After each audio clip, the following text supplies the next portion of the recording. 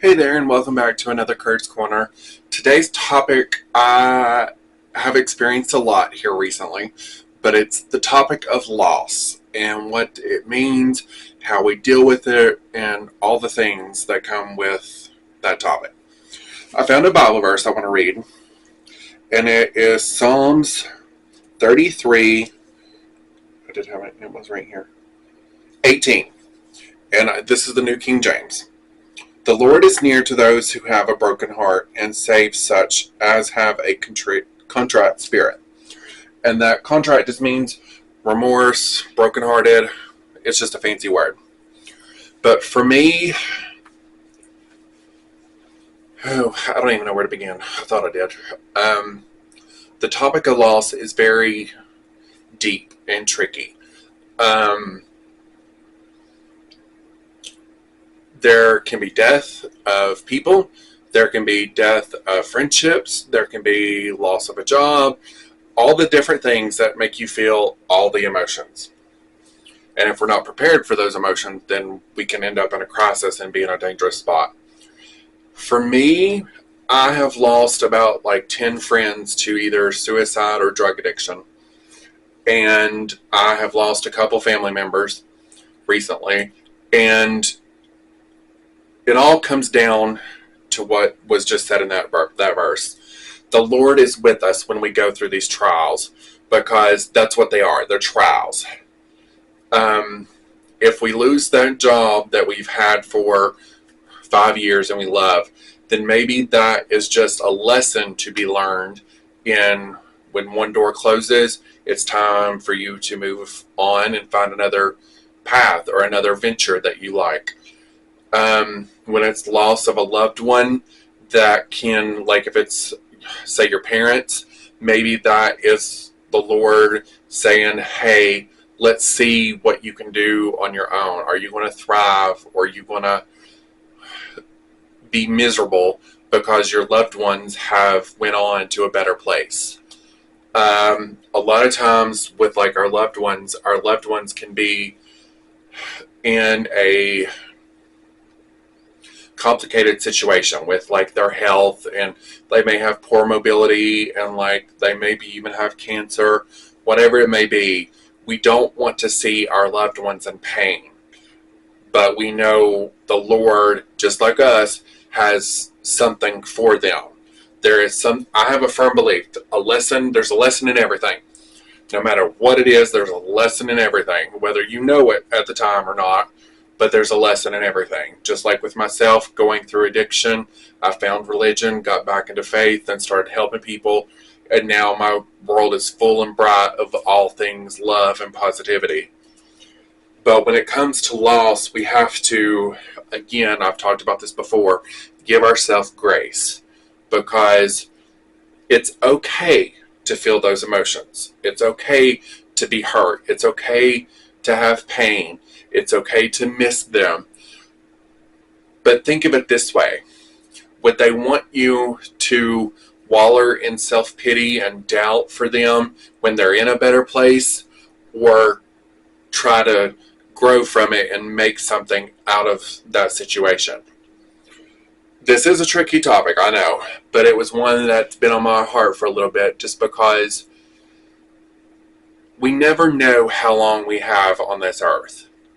So it's a firm belief of mine that you just have to take life by the horns and live it, because we're not promised tomorrow. Some coping skills that help with loss. There's mindfulness techniques like breathing, and mindfulness is not about, I'm trying to think of how to phrase this. Mindfulness is not about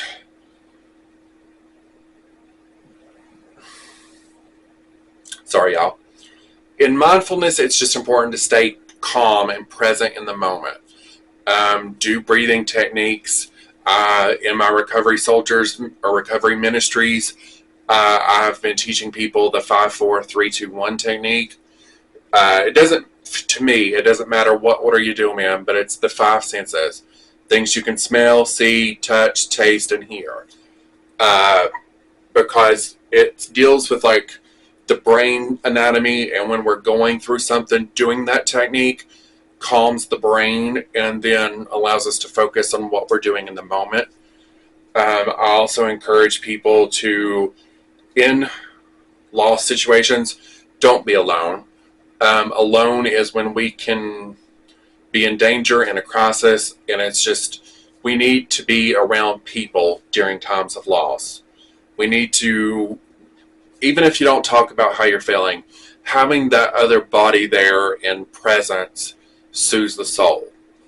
I also encourage another coping skill, which is deep breathing, like breathing in, holding it, letting it out, doing that a couple times, because when we do that, we slow our heart rate, and then that slows the blood, and it helps calm us down a little bit.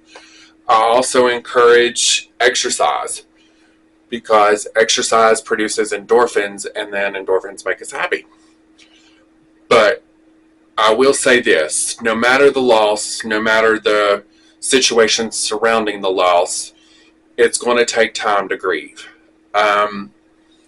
I personally lost my grandmother on my mom's side, because I just lost my dad's grandmother, or dad's mom, in December. But my mom's grandmother passed away in 2010, and there are still times that I get sad about it. But that's whenever I rely on my coping skills and being around people and trying to live a life that she would be proud of. That's the big thing that I would encourage you all to do, is to make your loved ones and the ones that you have lost proud of you. If it's a job that you've lost, find a better job and kind of put the old one behind you, because if you found a better job, then that means you're going to either make more money or do more good, or that's where you're supposed to be for that phase of your life. If it's a person, I remember going to was it the first or third? First or third friend that I lost to mental struggles. I went up and sat quietly. A friend went with me, but as soon as they played "Go Rest High on Their Mountain," I lost my marbles. But I remember hugging his mom and telling him I knew his story and that I would make him proud and help others in his situation. And it took